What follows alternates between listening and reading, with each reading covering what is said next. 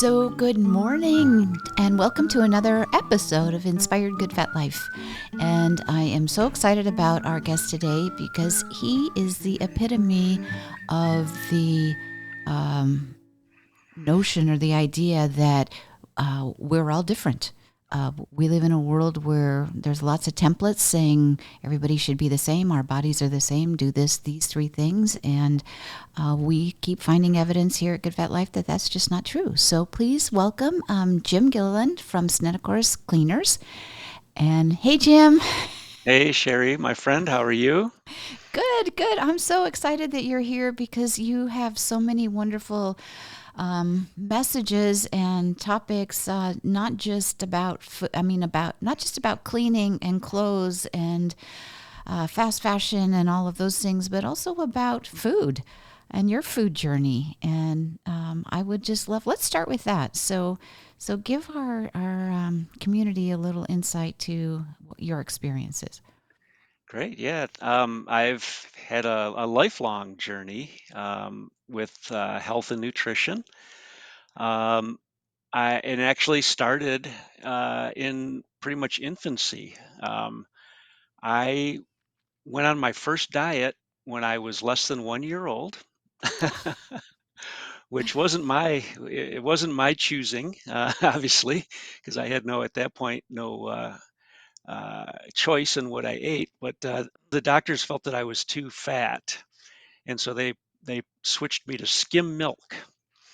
Um, Now I had previous to that, it was kind of a sad situation, really. My mom, when she first had me and started nursing me in the hospital, a nurse kind of shamed her and said, "Oh, we don't do that anymore, honey. We give kids formula now," and like it was a bad thing. Oh my And gosh. so here, you know, I don't even know. It was before. I mean, there's photos of me where I could just start to walk, like holding myself up, and I look like the Michelin Man. And so clearly, for whatever reason, my body was holding on to fat, and so the doctors thought, well, let's get him on a skim milk diet. And so I've always kind of had issues with weight and gut issues. And in the early when I was in my kind of late 20s, mid to late 20s, I'd always been pretty active, and I was an active at that point bicyclist and cross country skier and so on. And I went on a weekend camping, bicycle, mountain biking tour with a buddy and a bunch of his friends, and a bunch of these guys were vegetarian. And I kind of looked at that, and I looked into it, and it kind of made sense to me. And the more I read on it, and I actually started about a 25 or so year journey as a vegetarian. Wow. Um, What was your diet before you switched to the vegetarian diet? Well, the diet, I mean, I grew up in the 60s and 70s, so, kind of started off as the typical meat and potatoes kind of American diet. And then in the 70s, the processed food started coming in. And so, the pop or soda, as people outside of Michigan would call it, and, chips and things like that. So, by the time in the 80s, when I was in my 20s, definitely was just kind of eating the SAD diet, the standard American diet, which was full of processed foods. Right. And so I adopted like I guess you'd call it a lacto ovo vegetarian diet. So I was eating, plants and eggs and dairy products. Man, that first 5 years I felt great. I was mountain biking in Moab, Utah, eating veggie sandwiches, and uh, I Sounds trimmed delicious. down, keep what's that? Oh, it sounds delicious. Those veggie Yeah, sandwiches. Yeah, right. right. And it worked. It worked really. It seemed to be working well for me. But the next 20 years, I just had this slow decline. I never solved my gut issues. I believe I've had leaky gut since, you know, very early on, I believe, in Right. my life. And irritable bowel and all that stuff. And if anything, the vegetarianism made that worse. But there was also a decline in my mental and physical health. So I wound up by the end of it weighing well over 200 pounds, well over 220 pounds. And right now I'm about 185. But mentally, depression and anxiety was just crushing. And I had no energy. And yet I felt like I was doing the absolute best thing for the planet and best thing for my health. And you couldn't have told me differently. So Right. Because um, you're very conscious minded about that. I am, yeah, That's one thing I yep, really admire about you is that you're intentional about how you live hmm on this yep, earth, and and the work you do reinforces that in a million ways. So, yeah, then, absolutely. so how did you make the switch? Well, I started broadening my horizons nutritionally, and I learned about a doctor, actually a dentist named Weston A. Price, and he had been studying, starting in the 1930s, why Western cultures had horrific uh, dental issues where people that were closer to indigenous lifestyles had typically had really good teeth, and started kind of following that, and looking at meat in the diet. And really, I'd always been interested in sort of Stone Age skills. In fact, for 11 Yeah, years I led a Stone Age skills or a conference up on an island in northern Lake Huron, where we learned, you know, basketry from bark, and cordage from fibers, and wow, stone tools and so on. And that's a and deep so interest. yeah, yeah, That's yeah, yeah, wow. yeah. And I mean, we were making canoes out of birch bark, Oh my so gosh. um, but there wasn't really any. No one was really looking into traditional diets, at least in our little group. And so it intrigued me that people that were, the Maasai in Africa, and people that were still much more in alignment with our ancestors, um, seemed to have much better health than people on a Western diet. So slowly but surely, it started making sense to me, and finally, I just decided, I've got to do something. I had never solved the gut issues. And so I kind of went into they have a diet that's like a leaky gut protocol for healing the leaky gut. And I started with that and immediately felt results for the first time in my life. And found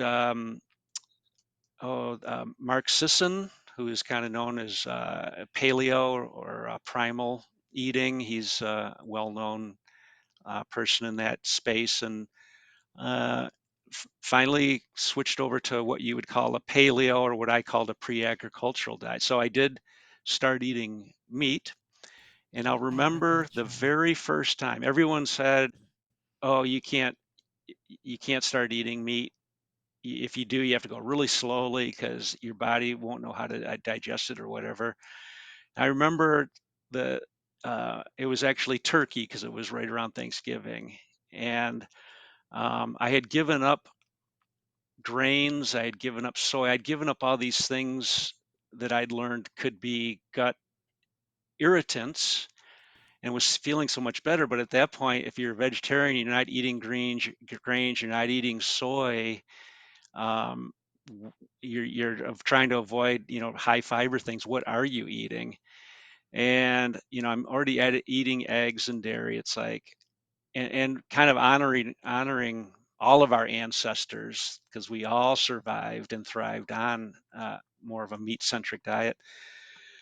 And I ate some turkey, and I let out a huge sigh, and I felt my body relax, and it was like I haven't felt relaxed in a long time. And it was like my body saying, thank God, finally giving us Thank you. Thank you. nutrition. Yeah, yeah, yeah. So I did the paleo thing. I actually went from, I'm not even sure how much I weighed at the end there, but in 3 months I dropped um, at least 35 pounds without trying. I wasn't trying to lose Wow. weight, but like found my kind of base weight, just and maintained that weight for years actually.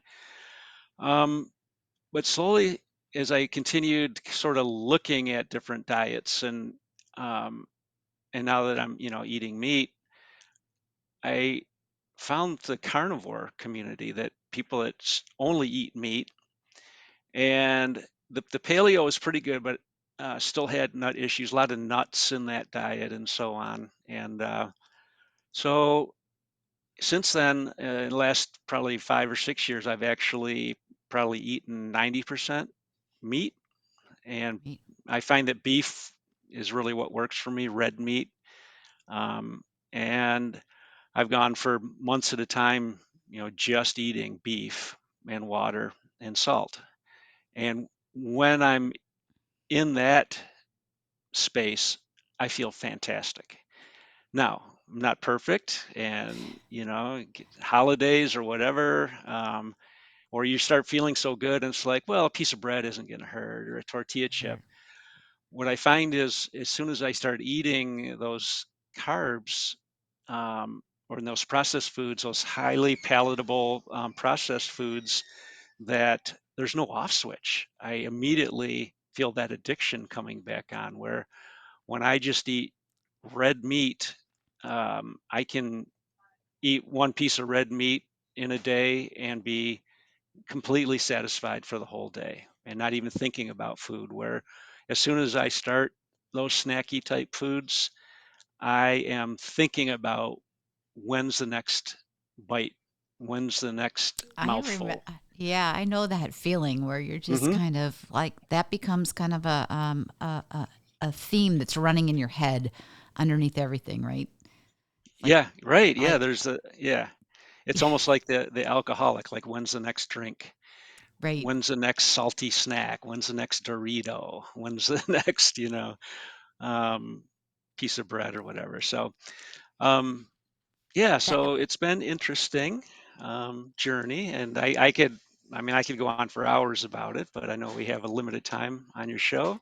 Is there any right. like questions you have about it, or? So when you, I have a million questions, and you're right. We could talk for hours about this, but I guess there's a couple things that you've said that I've found is, um, I want to just make a point about is different times of our life we might have different nutritional needs. I mean, not we do have different needs, and so when you switched from the sad diet to vegetarian, it served you well for a while, and then it didn't. And I think we as humans want to say, okay, I'm going to do this same thing over and over and over, and the truth is we're changing all the time.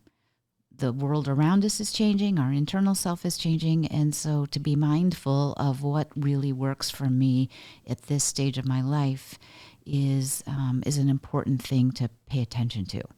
Mhm. Would you Right. agree? We are the only species on Earth that doesn't know when we're hungry and doesn't know what to eat, and doesn't know when we're thirsty and doesn't know what to drink. So we've lost our ability to, nourish ourselves as our body requires. So there really needs to be there. So many people, I would contend most people are really out of touch with their bodies and their nutritional needs. I could say I've probably a dozen conversations this week around exactly that topic. It's like I don't feel good and I don't know what to do. Hmm. Right. I don't know where to start. Tell me, help me, whatever. So it's just so interesting. And we've worked together for years, and I can always tell when you're in your meat. When you're Yeah. clean eating with your meat, and Hmm. it's just interesting. It's such a I don't know, obvious thing.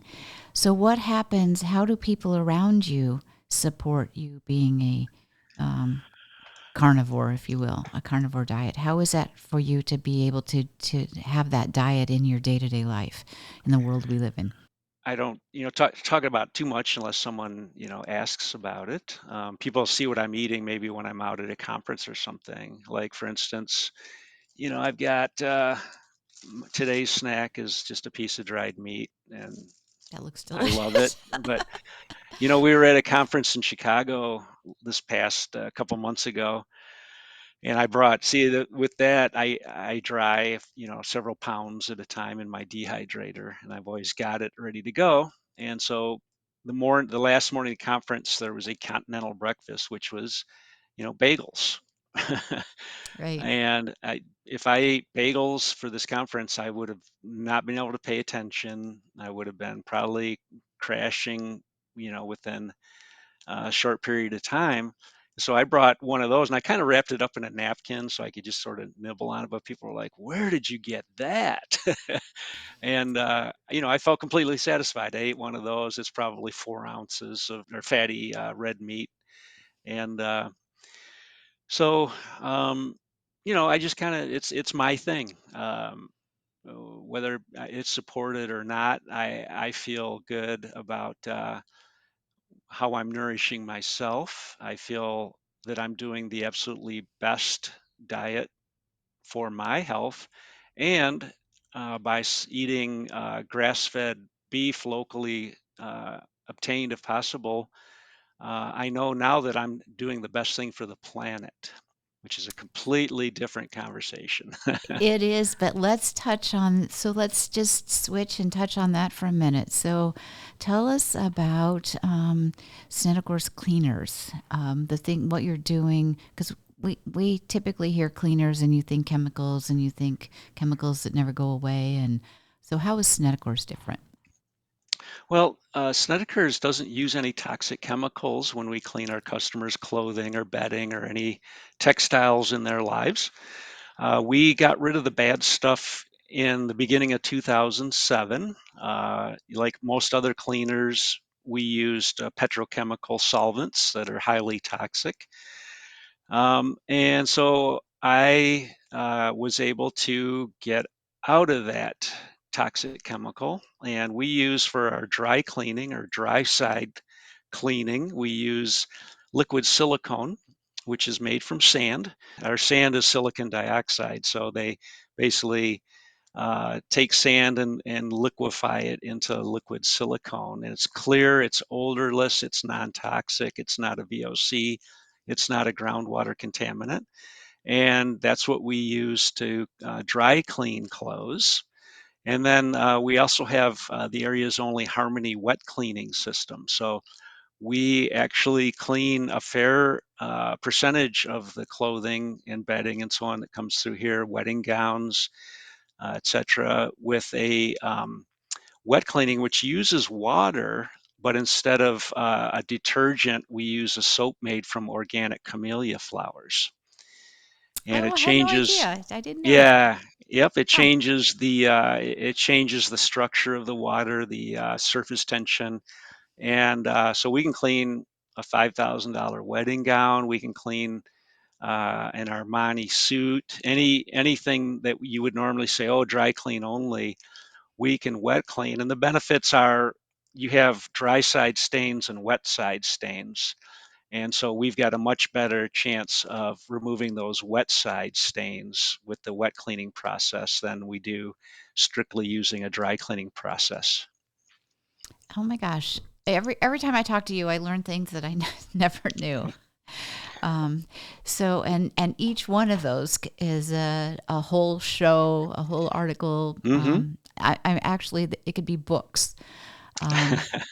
Books in and of itself. I just was, on my drive over here, we're hearing about all the impact of humans, the way humans live on the planet with climate change, Mm-hmm. and Right. and so I so love and appreciate the things that you do every day. Your just way of being that protects and honors the planet and our bodies and the clothes we put on our bodies. And Mm-hmm. all that goes with that. So what? And I'm just thinking we will have some follow-up conversations and take some deeper dives into half a dozen of these topics because they're fascinating. We've got, on the Snedicor side, we've got, the not only the clean green cleaning methods, but also, we have our donations program. So so far this year, we've kept over 3 tons of clothing out of landfills where we've actually picked up donations from people's front porches and gotten them to local charities to distribution for those in need.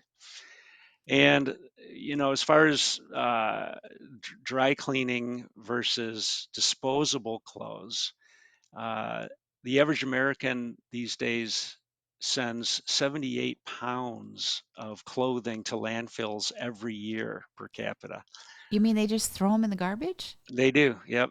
So Oh rather my than gosh. donating them, and clearly, and a lot of those items don't even get worn. And here's the deal: it's called fast fashion, and there used to be 4 seasons for fashion, and now there's basically 12 seasons where every month there's new lines coming out, and all the, most of this is just cheaply produced, the most cheaply possible produced garments made in countries that have very lax environmental and human rights laws. And so these companies can come in. They don't have to dispose of their waste. They can just flush it out into the water streams, the water tables of the countries. And they typically employ, women and children that have very few rights, and exploit, that pool of workers. And they're able to produce shirts, that might you can buy maybe at Target for $6 or whatever. And if you don't like it, you never wear it, just throw it out. So dry cleaning is one of the original recycling, really, programs, that we know, because taking care of your clothes, keeping them out of the landfills, is much more environmentally friendly than buying these cheaper clothes from offshore factories and just tossing them out when you don't like them anymore. Oh, those numbers are staggering, right? And it's just like incomprehensible to me to think that you would throw a piece of clothing in the garbage, Hmm. especially when it's, I mean, good. Like, if my socks have holes that are, um, I can't repair, then that's one thing, right? Right, right. But even then, it feels a little bit wrong. Yeah. But I love your donation program. So you basically can go on your website and just say, I have a donation and Hmm. put Yep. it out on your Well, porch and you'll pick it up. we're probably already in your neighborhood. We are pickup and delivery only dry cleaner, the only dry cleaner in the area, and possibly even in the state of Michigan, that is 100% pickup and delivery. So we've got vans in the neighborhoods every day. Today we're serving about 160 customers. And so chances are we're already in your neighborhood. So why not just put your donation out on your front porch? We'll pick it up and get it to the charity of your choice. So on that one, you're fulfilling your if we're looking at self care, so you are cleaning things out of your home that you don't use, so opening up energy and space for new stuff to come in, right? Hmm. And you're Right. giving it back, giving it in a way that serves others and um, who may need those clothing Hmm. items, and you're also keeping the planet. Um, uh, what do I want to say? Clean, safe, Yeah, free from landfill a little less encumbered with trash. with trash, right? Oh my gosh, what an amazing conversation, Jim. Every time I talk to you, I am just blown away with your life experiences, your knowledge, and how committed you are to living a good, clean life that supports the planet in so many ways. And now I have another million questions. So, for our viewers, if you've got questions like I've got questions, please leave your leave a comment. We'll get back to you. Because it's important to follow up. This whole point is having a conversation, and we love to hear from you. And so just as a reminder, Good Fat Life is goodfatlife.com, and we have a beautiful print magazine and a digital magazine. We have pop-ups and events and blogs and all kinds of great things. And coming soon, we'll have amazing products too. So check us out, and please, again, if you have questions for Jim or for me, just leave a comment and we'll get back to you. So on that happy note, go out and live your good fat life. Always a pleasure, my friend. So Great go talking to out and you have a as always, good day, Sherri. right? I Yeah. will. You too. Yeah, I might Okay. jump on this old bicycle behind me and go for a Yeah. ride. You never know. You never know. All righty. Well, take care. Be well. All right. Take care. Bye bye. Bye.